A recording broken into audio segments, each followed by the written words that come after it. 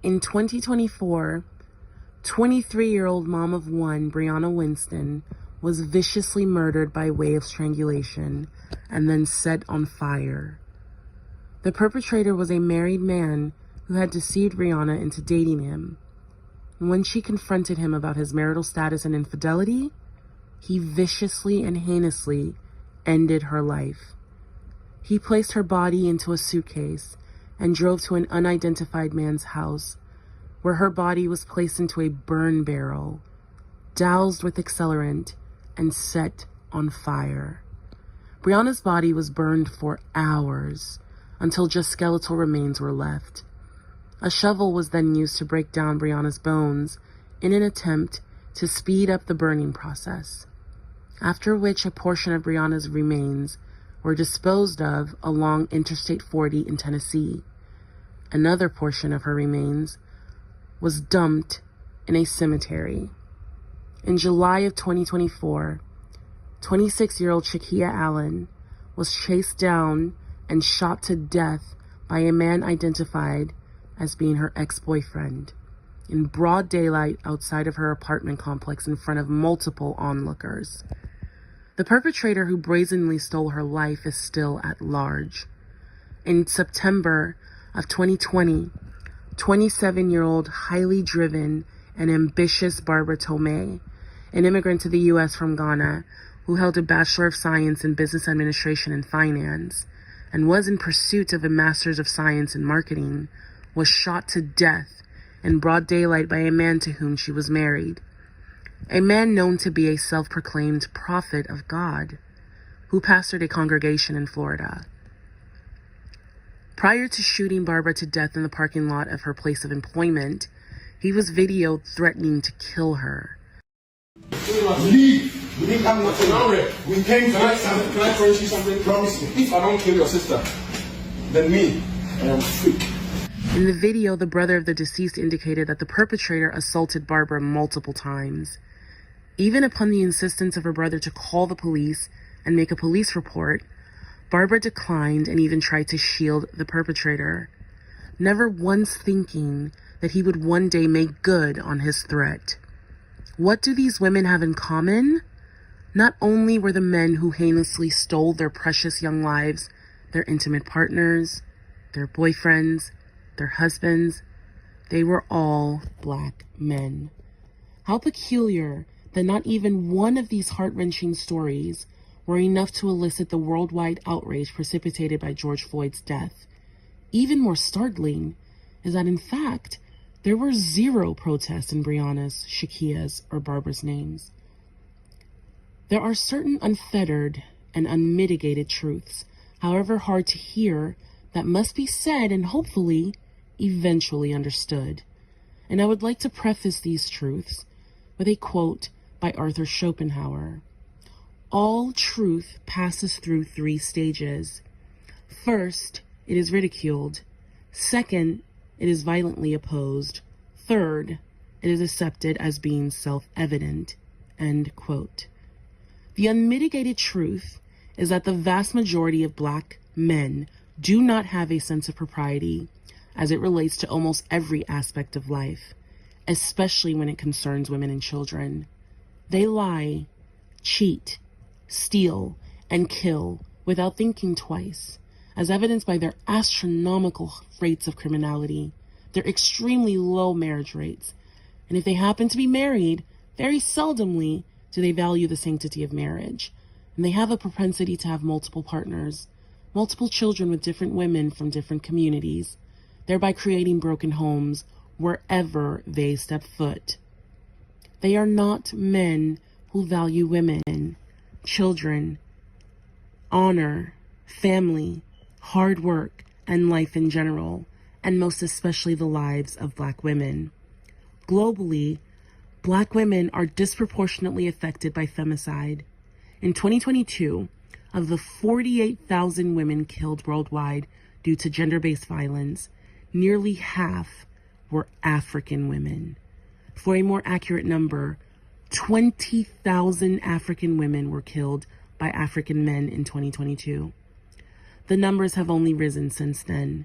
In the U.S., Black American women are killed by Black American men at 6 times the rate of their white, Asian, and Hispanic female counterparts. It is quite harrowing that Black women in America are being killed every 3 hours by Black men, a rapid increase from every 5 hours just 2 years ago. In 2023, Black women made up 62% of the total femicides in London, despite being only 14% of the population. Their killers? Black men.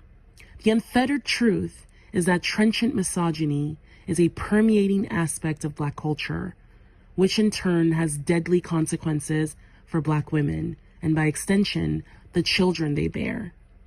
In this age of information, with all the statistical data collected from certain irrefutable patterns of behaviors and a keen observation of the world around us, and if Black women did not have the bad habit of clinging to the possibility of rare exceptions, it is only plausible to conclude that if you are a Black woman, Black men are to be avoided like the plague. If only more Black women viewed themselves as so precious that their value could not be determined. If only more Black women viewed themselves as having immeasurable value, women like Breonna Winston would be alive and well. Women like Shakia Allen would be alive and well. Women like Barbara Tomei would be alive and well. And the embarrassingly high rates of violent deaths, venereal diseases, single motherhood, poverty amongst Black women would drastically decrease. But it is incumbent upon Black women to, as Arthur Schopenhauer would put it, move past the first and second stage of ridiculing and opposing the truth, and embracing the third stage of accepting the truth as being self-evident. Truth should be taken as a source of guidance. Let us be strengthened and directed by the truth, not afraid and ensnared by it. A man who raped a vulnerable NHS worker again and again until she died has been jailed for life for what his victim's mother described as his horrific act. Mohammed Lido had repeatedly sexually assaulted 37-year-old Natalie Shotter while she was passed out in a bench in Southall Park, West London, after a night out. He was sentenced for rape and manslaughter, getting a life sentence with a minimum of 10 years 8 months. Judge Richard Marks KC told him taking advantage of her in the highly vulnerable state she was clearly in was wicked and utterly reckless. Earlier, CCTV footage was shown of a mum of 2, Miss Shotter, sitting on a bench with a different man when the defendant walked past and looked at them. Lido then left the park and drove away in his car. Before he returned, jurors heard. Miss Shotter was found dead by a passerby in the park in the early morning of July 17, 2021. Her mother added that she had to watch CCTV footage of her daughter being raped in court, saying no mother should ever have to see that. She escapes with a second to spare. Hey, yo, man. The drama unfolded at 2 in the morning when the woman arrived home from a long day at work. She says she noticed the stranger lurking outside her building. So the 50-year-old woman who was seen in that video has to this day still remained unidentified. And on September 23, 2021, she was returning home when this man suddenly decided to charge at her. The woman later claimed that she had seen the man and a friend hanging out acting sketchy at the base of her apartments, and that if she hadn't have locked her door the same way that she did and gotten in the nick of time, she still doesn't know what could have happened. I mean, this video is honestly horrifying. I can't imagine someone chasing me to my apartment door and barely being able to lock the door in time to keep them outside. Who knows what this person would have done if they had gotten into the apartment with this woman? It's really frightening. So police at first had no idea who this guy was, but they eventually identified him as 42-year-old Orisha Lucky. And he had 37 prior arrests on his record before that night. 37 different arrests. So after Orisha was arrested, he was charged with attempted burglary, harassment, and criminal trespassing. But it's still, that video is just so frightening, and it really is scary to think of what could have happened if she didn't get the door closed and locked just in time. They appeared like any other young couple in love on social media. Damn, little lady. You sure can't put it away. A neighbor's cell phone camera captures this video so graphic we can't show it all. Hey! Leave her alone! We shot her! And everything goes horribly wrong. God! Now the broad daylight on-camera murder of 27-year-old single mother Shakia Allen has turned into a multi-state manhunt for her boyfriend, 24-year-old Amir Johnson, who remains in hiding. If anybody see him, just call the police. And Shakia's family are asking viewers in an exclusive interview to help bring Amir to justice for this cold-blooded act. Right before the new year, Bree was killed Christmas Eve in a shooting here at her grandmother's home in Largo after deputies say a fight broke out between her 14 and 15-year-old brothers earlier in the day. Investigators say that fight was reportedly over how many Christmas gifts each brother was getting while the family was shopping. Sierra Jamison was a 30-year-old mother of a 6-year-old son. She worked as a phlebotomist. In August, Sierra spoke with reporter Dorothy Tucker during a CBS 2 news segment about violence against Black women. She spoke about being the victim of a carjacking at knife point. In the interview, she said, "My Jeep, my Wrangler, that was something for a gift for myself because I know how hard I worked for it. I know how many sacrifices I've done for my family, my son, because he's been through a lot," she said. "My son had open heart surgery. He has a disability, so he means a lot to me. And I'm not going to let this young man with a knife at that take anything I work hard away from me." A month later, on Monday, September 18th, at around 7:30 p.m., Sierra's mother, Alice Jamison, found her unresponsive inside of her garage at the 7800 block of South Indiana Avenue in Chicago. On September 20th, 63-year-old Lawrence Curtis Boyle was arrested and charged with one felony count of first-degree murder for allegedly strangling Sierra. Though Sierra had known Lawrence since she was 20, they started a romantic relationship a few weeks before her death. On the night that she was murdered, Lawrence had allegedly been waiting on her in her garage. He claims that he attacked her because he thought she had a gun. Lawrence strangled her, then he took her cell phone. Now, he also placed a green tarp over her body. Before fleeing, he ran into Sierra's brother and told him that she threw her phone at him. At this time, the brother did not go into the garage, so that is why he was not the one to discover Sierra. A short time after this, her mother discovered her body. Lawrence is a machine worker who has a lengthy criminal record. According to CBS 2, he was arrested in 2011 for domestic violence and aggravated assault with a deadly weapon charges, but the case was dropped in April of that year. In 1999, he was released from prison after serving a 6-year sentence for child abuse.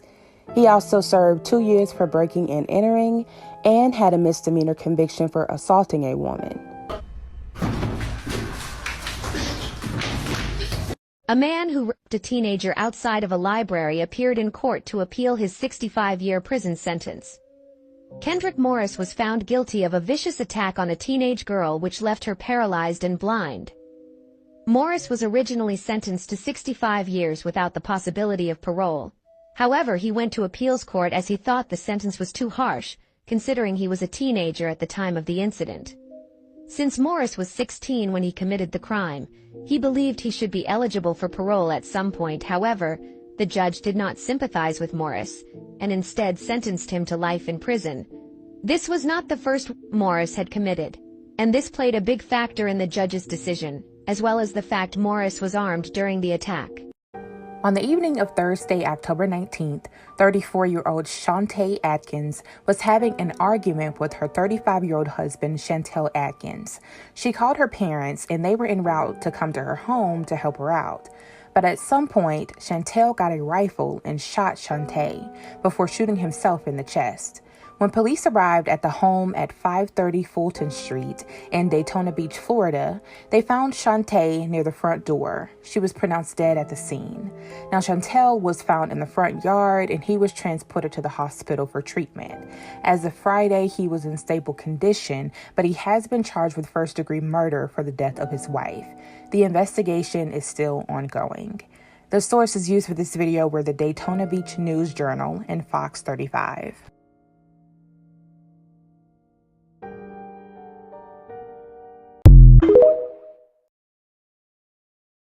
Alana Gallen was a 24-year-old single mother who resided in California. Her 7-year-old son, King, was her world. His father and her were no longer together, and according to her mother, she wanted to distance herself from him due to his reckless behavior. But Alana tried not to let their troubles affect their co-parenting relationship. Her first priority was her son, King, and the main goal was to have a healthy co-parenting relationship with his father. Now, the child's father, who has yet to be named by the police, had just moved back to California from Atlanta. On Thursday, September 21st, Alana was at work at the Toyota Service Center in Albany, California. She worked in the business development department. A little before noon, her child's father brought her coffee before returning and fatally shooting her. The staff fled the building to nearby businesses, and none of them were injured. But sadly, Alana passed away. When police arrived on the scene, the suspect opened fire on them, causing them to respond and shoot and kill him. Now, the police are still investigating this crime, and as I stated earlier, they have yet to release the name of the shooter or any other pertinent information. She alleges she was kidnapped, shackled, sexually assaulted, and locked in this makeshift cell. Tonight, a nationwide search is underway for possible victims after a woman escapes from a cinder block cell in southern Oregon. The FBI says a man kidnapped the victim in Seattle, then took her to his home in Klamath Falls. She was able to break through a door and call police. Good evening. Thanks a lot for joining us, everybody. I'm Steve Dunn. And I'm Deborah Knapp. 29-year-old Nagasi Zuberi is in federal custody for interstate kidnapping, and authorities believe there could be other victims. K2's Emily Gersh is live at the FBI field office in Portland. And Emily, authorities also recovered handwritten notes written by Zuberi. What did they say? Yes, Steve, well, those notes are quite unsettling. They say to leave his phone at home and, quote, make sure they don't have a lot of people in their life. You don't want any type of investigation. His notes also include a drawing of a cinder block cell 100 feet underground and supplies needed, including a rubber coat and waterproof concrete. The disturbing evidence uncovered to date points to an individual's ongoing and escalating pattern of violence targeting women in multiple states throughout the country. Take a look at this man. His name is Nagasi Zuberi, but the FBI says he also goes by the names Sakima, Justin Heitch, and Justin Kwasi.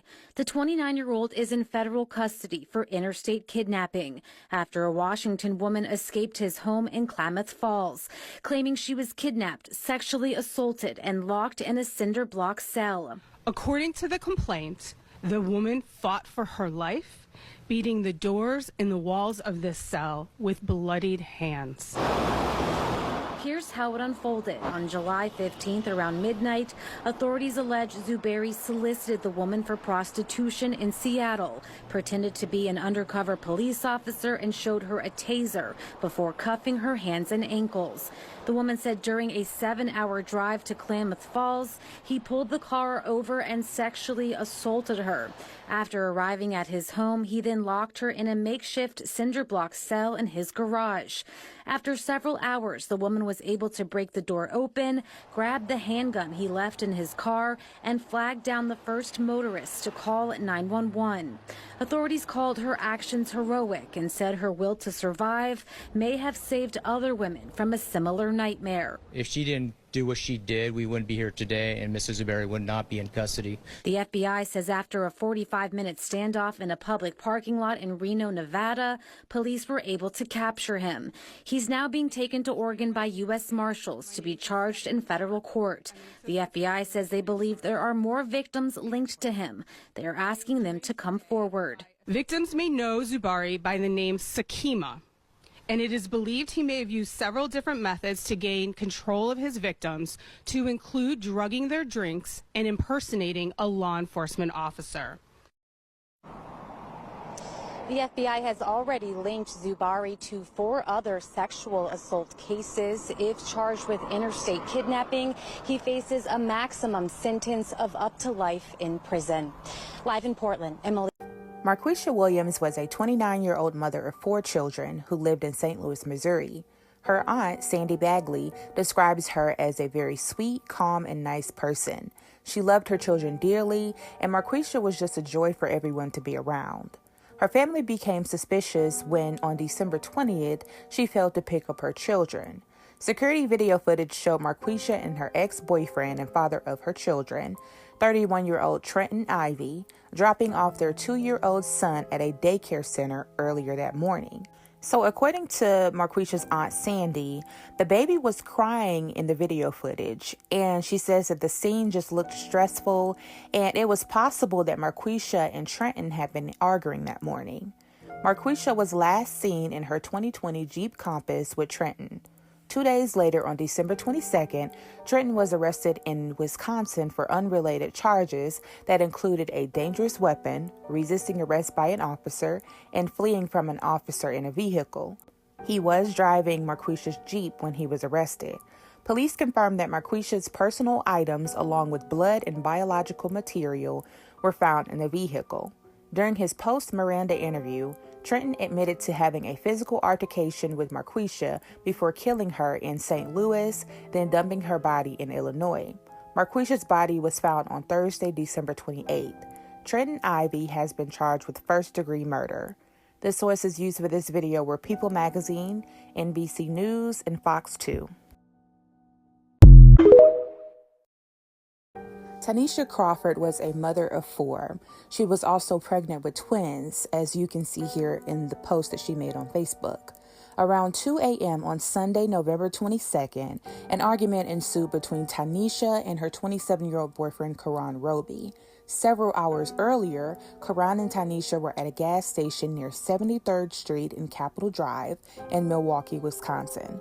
Surveillance video obtained by 12 News shows a 46-year-old man walking out of a gas station when Karan ran up behind him and opened fire.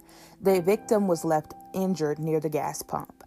Now, during the argument between Tanisha and Karan, Tanisha's 13-year-old daughter, Manaya, says that things escalated, then got quiet. Before they knew it, they heard the popping sound of a gun. Karan fled the home and the children dialed 911. Tanisha's 9-year-old daughter, Lamaya, went into the bedroom and found her mother lying on the ground. As the police were on the phone, Tanisha whispered something to her children before taking her last breath. Now, the children believed that their mother was saying that she loved them. The next day, Karan was arrested for the murder of Tanisha as well as the incident at the gas station. He is being charged with first-degree intentional homicide as well as multiple other counts, including possession of a firearm and first-degree reckless injury.